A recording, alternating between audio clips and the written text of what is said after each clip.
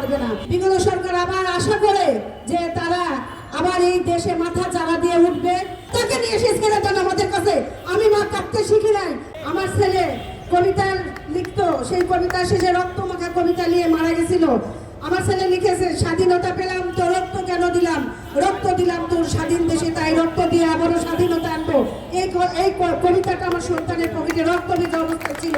সেই রক্ত ভেজার কসম কেউ বিচার না করলে আমাদের মতো মারা বিচার করবো। আপনারা দেখেন, তাকে নিয়ে এসে ছেড়ে দেন আমাদের কাছে।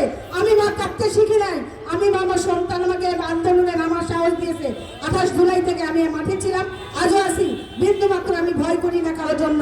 আসুক, তারা আমাদের সামনে দেখতে চায় তাদের কত সুন্দর রূপ বেরিয়েছে। আমাদের রক্ত নিয়ে খেলতে চায়, আর কেউ পারবে না।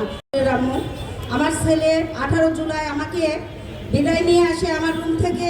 আম্মু, আমি যদি মারা যাই আমাকে রাজপথে রেখে দিবে, আমাকে তুমি নিয়ে গিয়ে কবর দিবা না। আমার সেই ছেলের কথা শুনেও আমি আমার ছেলেকে আন্দোলনে পাঠিয়েছি, কারণ এই সরকার, বিগত সরকার যা করেছে তার জন্য আমার 18 বছর ছেলেকে ঘরে রাখা আমার সম্ভব হয়নি।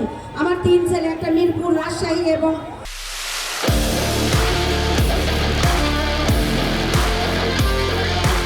উত্তরায় ছিল। ছোটটা আমার শহীদ হয়েছে। আর আমি এই খবর পেয়ে যাওয়ার সময় রাস্তায় আমাকে যথেষ্টভাবে মারপিট করা হয়েছে, যা এখনো ভোগ করছি। আর এর জন্য আমার মেজো ছেলেকে রাজশাহীতে এই হেলমেট বাহিনীরা ইচ্ছা মতো মেরেছে।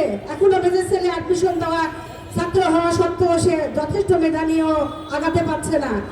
আর তারপর আবার 4 আগস্ট আমার পরিবারে এরকম ভাবে নির্যাতন করেছে। শুধু আমি নয়, এই দেশের প্রত্যেকটা লোক, প্রত্যেকটা ব্যক্তি তার হাতে নিপীড়নের শিকার হয়েছে। তাই আমরা বারবার বলতে চাই, এত কিছুর পর কেমন করে এই বিগত সরকার আবার আশা করে যে তারা আবার এই দেশে মাথা চারা দিয়ে উঠবে। আমি আশা রাখি এদেরকে রক্ষা ধ্বংস করার জন্য আর কাউকে লাগবে না মনে হয়, আমার মতো। আর আমার সন্তান আমাকে যা শিখিয়ে দিয়েছে সেই রক্ত দিয়ে, তাছাড়া আমরাই যথেষ্ট।